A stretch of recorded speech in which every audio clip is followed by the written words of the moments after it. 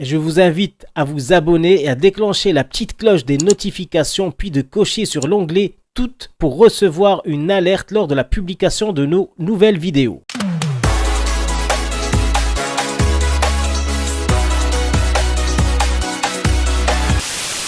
Niao les amis, j'espère que vous allez bien, que vos familles se portent bien. Avant de parler de notre sujet principal, qui est la disparition de la princesse Selma, je tenais à faire une petite parenthèse et à partager avec vous, très chers abonnés, les dernières attaques que j'ai subies de la part de la machine à diffamation du Marzen. Rassurez-vous, je serai bref. Je ne donne aucune importance à ce genre d'événements, profondément débiles, à l'image de leurs commanditaires d'ailleurs. Mais je tenais à souligner et à partager avec vous leurs bêtises et leur manque d'imagination qui, je l'avoue, m'a bien fait rire. Des centaines de comptes Instagram, Facebook, Twitter, en plus de la totalité de la presse marocaine aux ordres de la mafia au pouvoir, me diffament ainsi que ma compagne depuis quelques jours. Entre les divers mensonges, divulgations de photos privées et montages grossiers, ce qui a retenu mon attention est qu'il m'est accusé d'envoyer en masse des poupées pour adultes, des sextoys au Maroc. On reconnaît bien là la patte puante du Marzen. Tout tourne autour du sexe, l'apologie du porno. Ces personnes, sans imagination, ont tout simplement repris un post dont m'avait gratifié Hamza mon bébé il y a de ça une petite année. Hamza mon bébé qui, je vous le rappelle, est le père spirituel de Chouf TV et compagnie. Sérieusement, je n'ai rien contre le business d'objets de plaisir en latex. Il est en plus, paraît-il, très lucratif. Mais malheureusement pour moi, je n'ai jamais profité des bénéfices mirobolants de ce genre d'activité. De plus, pourquoi vendre des poupées pour adultes dans un pays musulman où c'est interdit? Le but d'un commerçant n'est-il pas de vendre un maximum de sa marchandise et de faire fructifier son business model en toute légalité si possible? Vendre ce genre d'objet au Maroc ou en Arabie Saoudite, en plus d'être dangereux, difficile à transporter, ne trouverait pas un nombre suffisant de clients. Il serait bien plus facile de commercer avec les États-Unis, le Japon, un tas d'autres pays en Europe et dans le monde, sans se tracasser des soucis avec la douane, les lois marocaines, et j'en passe et des meilleurs. Oui, la douane, comment faire passer ces poupées géantes sans se faire remarquer? Comme tout le monde le sait, la douane marocaine ne laisse rien passer.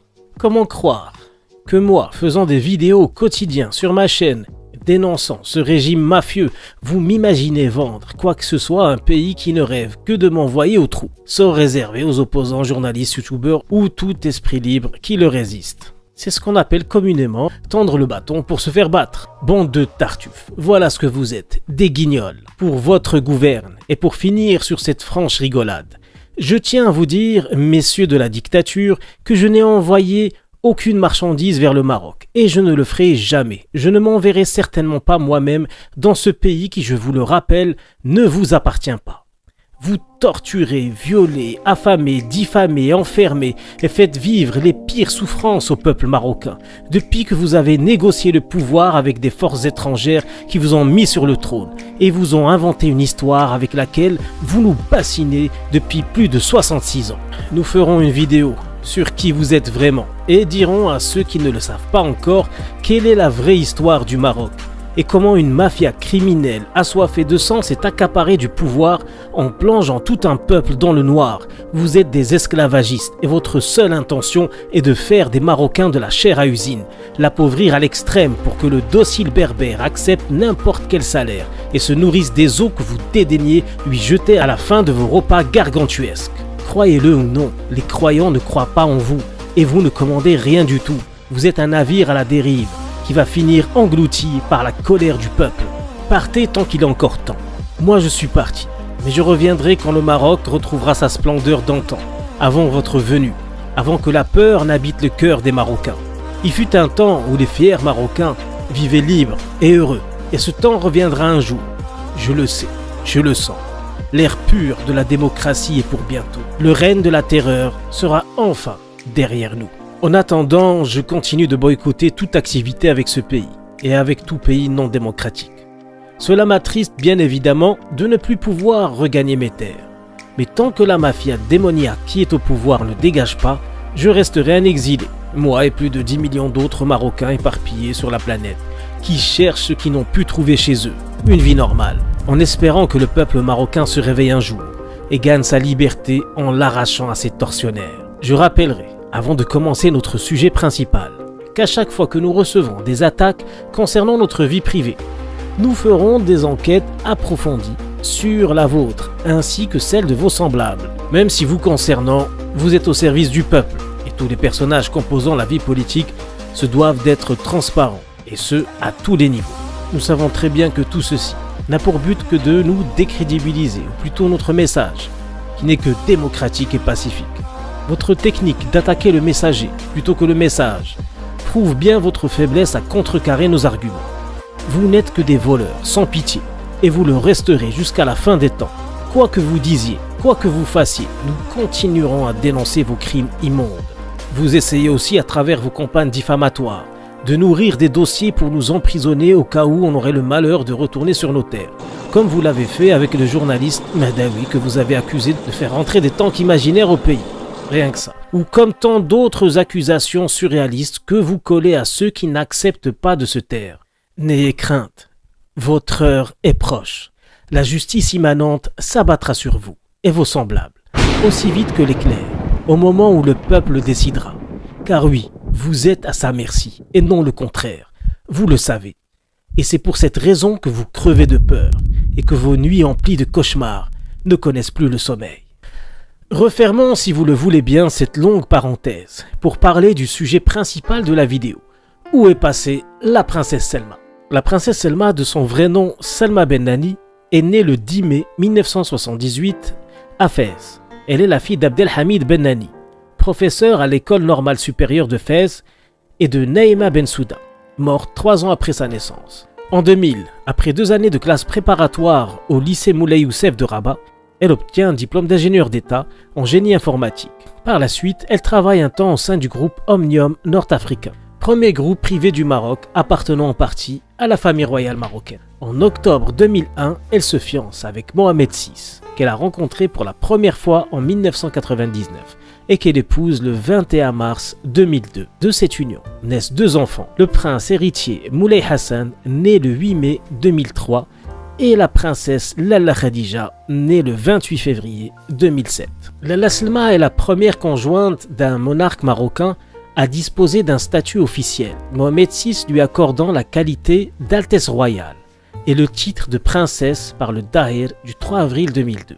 Ce qui lui vaut d'être, en plus de l'épouse du roi et de la mère des princes, de devenir la première dame du Maroc, ce qui a créé un réel espoir à l'époque en la famille alaouite, qui par ce geste modernisa le statut de la compagne du monarque tout en donnant un souffle nouveau à l'image de la famille royale. La princesse Lalla Selma faisait beaucoup penser à la princesse Diana. Au-delà de leur charme commun, elles étaient toutes deux très impliquées dans la vie sociale de leurs pays respectifs et œuvraient au mieux pour l'amélioration de la vie de leurs semblables, à travers diverses associations et organismes de bienfaisance.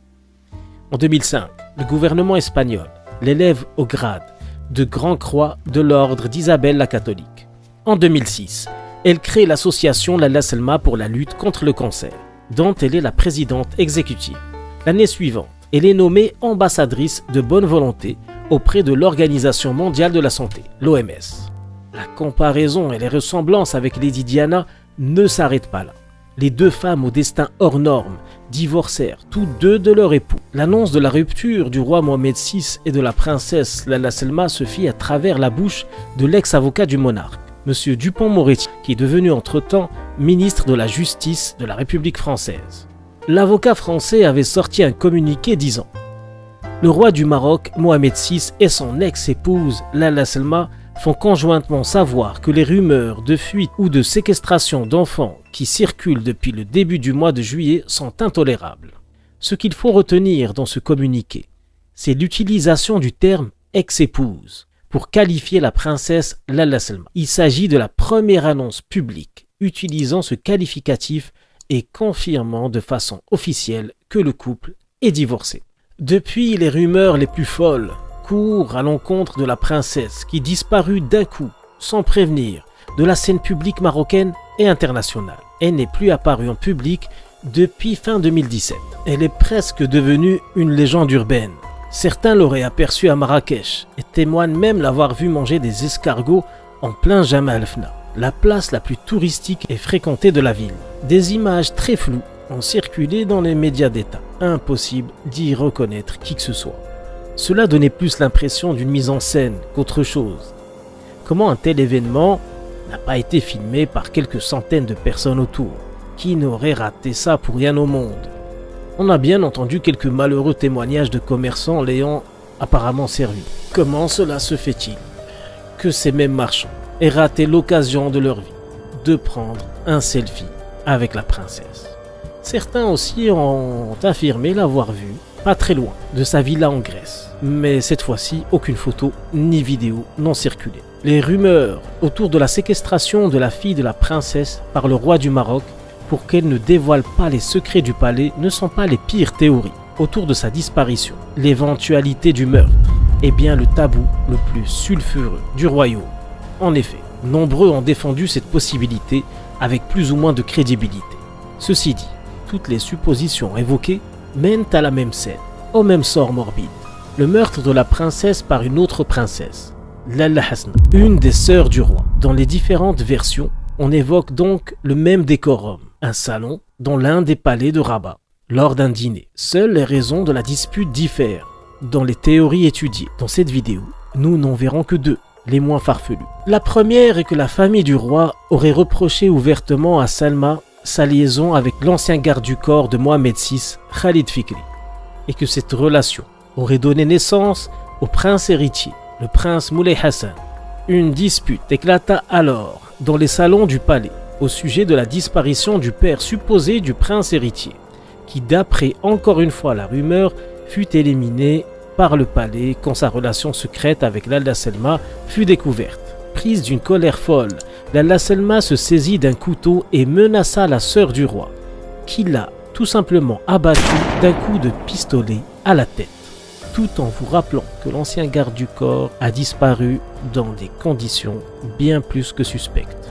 Ce qui fit le succès de cette théorie est la ressemblance frappante entre le garde du corps et le prince Moulay Hassan. Il est vrai que la ressemblance est très troublante, n'est-il pas? La deuxième théorie porte donc sur le sujet de la dispute, et non pas sur le meurtre ni sur la méthode.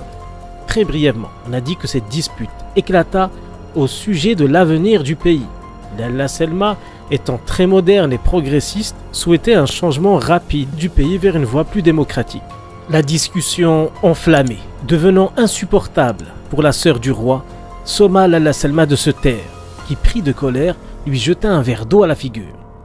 Cette dernière ne se fit pas attendre pour dégainer de son sac Louis Vuitton un pistolet de poche pour lui tirer une balle en pleine tête. Ces théories disent toutes la même chose. La princesse fut enterrée dans le jardin de l'un des palais du monarque dans la capitale du Maroc. Évidemment, toutes ces histoires ne sont que des suppositions, mais elles sont appuyées par de nombreux journaux étrangers qui craignent que la princesse ait réellement été tuée de cette manière ou d'une autre. Ce qui pousse le doute encore plus loin est le témoignage de M. Boukas, journaliste youtubeur et ex des services secrets marocains, qui pour lui, la disparition de Lalla Selma est bien due à un meurtre au sein du palais. Il prétend avoir des preuves formelles de ce qu'il avance, entre autres le témoignage d'un des cuisiniers du palais qui aurait assisté à toute la scène tragique. En 2019, pour mettre fin à ces graves accusations, le palais décide de diffuser une photo de la princesse à New York, accompagnée de ses enfants. De nombreuses personnes affirment que cette photo n'est qu'un sombre montage. Tout ceci ne permet pas de calmer la curiosité de millions de gens qui s'étonnent que la princesse ne participe plus à ses nombreuses activités caritatives. Et surtout, pourquoi un tel silence? Pourquoi disparaître si soudainement de la vie publique? Certaines mauvaises langues diront de la vie tout court. Une simple vidéo, une interview, pourrait mettre fin à tout ceci. C'est pourtant simple. Et pourtant, depuis fin 2017, il est vrai que personne n'a en sa possession une preuve évidente, tangible, concrète que la princesse Lalla Selma est réellement vivante. Le mystère reste entier. Voilà les amis, c'est la fin de cette vidéo. J'espère qu'elle vous a plu. N'hésitez pas à vous abonner, à la liker et surtout à laisser en commentaire quelle est votre théorie. concernant la disparition de la princesse Lala Selma. Et je vous dis à très bientôt sur Nihao TV.